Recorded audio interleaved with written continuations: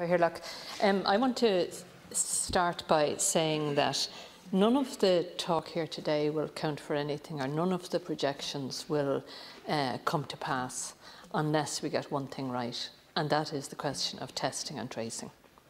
The entire strategy of this country in relation to addressing the pandemic is to have a substantial test and trace regime in place where we're testing a minimum of 15,000 people per day. There has been talk about that for several weeks. We are now at the point where only 5,000 people are being tested each day. So, none of this will matter. None of this will happen unless we actually get that in place and talk about lifting the restrictions and getting back to any kind of normality is without any basis unless the testing is put in place. And we know that if there is any relaxation of the lockdown, that there is a high probability that there will be a second wave of this pandemic. And the only way to address that and be prepared for that is to have a full test and trace regime in place. So that is the single #1 priority that we must all focus on. And we're very far from being in a position of having that regime fully up and running. The SPU announced by the Minister yesterday was unsurprising in many ways, given what we've come through over the last few months. And I want to say that, I, on behalf of the Social Democrats, in the main, support the government and the action that has been taken, certainly supporting the approach in relation to, on the health front in relation to following the advice of the Chief Medical Officer, notwithstanding the very serious issues in the nursing homes that I'll get back to later on with the Minister for Health. But we also very much support the kind of approach that has been taken to move quickly to protect people's incomes to the greatest extent possible. I think it's important to point out, though, that the kind of projection set out in the SPU yesterday envisage a 3-month horizon in terms of restrictions being lifted within a 3-month period. And there is absolutely no certainty about that at all. And again, that gets back to the whole question of testing and our ability to do that. The other thing I'm concerned about in relation to the kind of very stark picture and the huge economic challenges that were set out yesterday is the government's approach to actually funding this very substantial deficit, minimum of €23 billion. This year, that could well be up above 30, even up to €40 billion, unless we get everything right in terms of the health response. So the question arises then, who is going to pay this very substantial bill? And I have to say I'm quite concerned about the Minister's approach set out today in the speech, where he's saying that we have sufficient reserves ourselves, that the NTMA will be, has a lot of cash on hand, will be able to raise loans. And while obviously we recognise the fact that interest rates are very low at the moment, there is no way that we should be put in a position where we are put at the mercy of the bond markets. And that is my big fear, that we will have a repeat of the kind of response to the earlier housing and banking crisis of 10 or 12 years ago. And that will be the response, and that we will end up in a situation where, rather than having stimulus in our economy, that we will be in a place where we're talking about retrenchment and austerity. And when we look at what happened in the last recession, we see that the burden of that austerity fell on the shoulders of ordinary families. And we're still living with the legacy of that austerity. And people are still trying to recover from the huge hit that they took in their lives and in their incomes during that period of austerity. So, I'm not encouraged by what the Minister is saying in terms of who and how we're going to pay for this enormous deficit that is facing us in the coming months and years. And indeed, I'm concerned about the approach that Ireland would seem to be taking at EU level. We know that the Taoiseach is joining with his counterparts in other European states this afternoon. And the message coming out from Ireland in relation to the approach to European funding is quite ambivalent in my view. On the one hand, you signed the letter with the other 8 states saying that there should be, all of the European firepower should be made available to address this. On the other hand, you're sending the message that we're going to deal with this ourselves, we will raise our own loans and we'll deal with that. And the implications of that are pretty enormous for the Irish people if you go down that road.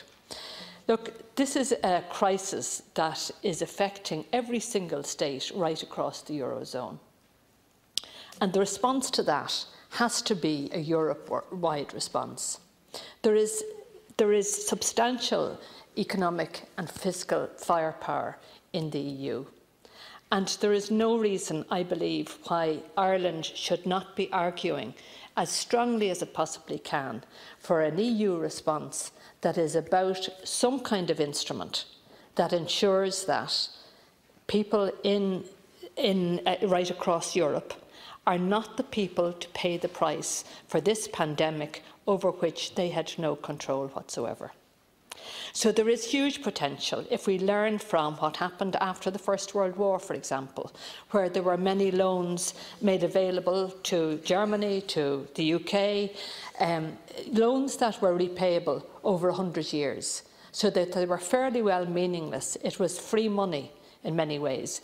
Money is available currently at 0 or negative interest rates, and there is no reason why we cannot have an instrument put in place that ensures European money is made available to member states in order for them to deal with the huge deficits arising out of this pandemic.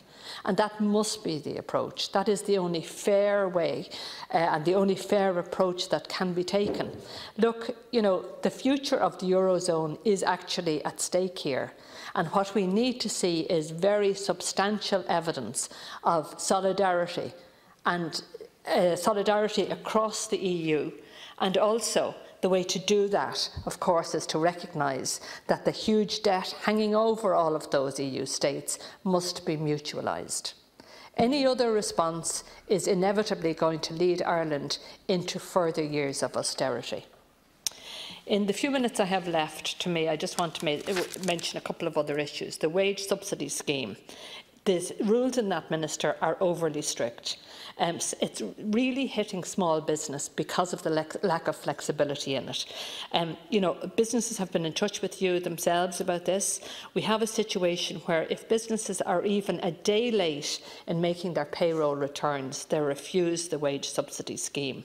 That makes no sense whatsoever, and there is no appeal system in place either. So the purpose of this is to keep people attached to their employment, but by you operating those strict rules, you're going to work against the intention of the scheme.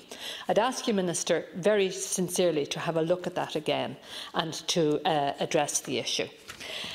There are other issues, obviously, in relation to mortgage breaks, and my colleague Deputy Cian O'Callaghan raised this issue yesterday and made an appeal for an extension to the mortgage repayment breaks, to extend it from the current 3 months to 6 months. And it's really important that that happens. 45,000 households are affected by that at the moment. Those people who applied for it for the 3 months, in the main, their circumstances haven't improved. They have disimproved, if anything. And there's a very, very strong case for extending that to 6 months. Of course, there is a wider issue here. Why is it that people are paying 3% interest on their mortgages? And Minister, if you were serious about addressing this issue, you would ensure that our banks pass on the kind of favourable interest rates, or practically zero interest rates, to their mortgage customers. And there is no reason why mortgage holders in this country should be paying anything like 2 or 3% interest rates. It should be, 1%. And you should be leading the way, Minister, with the banks that are owned by the state. The AIB should be forced to provide those kind of mortgages at this point. Just a couple of other issues I want to raise, and that is the question of pandemic payments for over 66s. It's really unfair the way that's operating. And the appeal that's been made to you, Minister, is to at least ensure that people who have been working, who are over the age of 66, as well as their state pension, that what you would do is top that up to the level of the pandemic payment of €350 per week. I think that's only fair that that should happen. Look, overall, we see that, as I say, there's a very definite need for the response to this being a stimulus package rather than any kind of austerity. Finally, I want to mention the whole question of the fact that this pandemic has exposed huge frailties in how things are done in this country, in terms of how we provide public services, right across public services, healthcare, nursing home care, access to affordable housing, childcare, all of those things which are inadequate and have been shown up. But the other area, of course, is in relation to pay, low pay, poor working conditions. You've already thanked, those people at the coalface saving us, but the way you thank them properly is by ensuring they're properly paid. Thank you.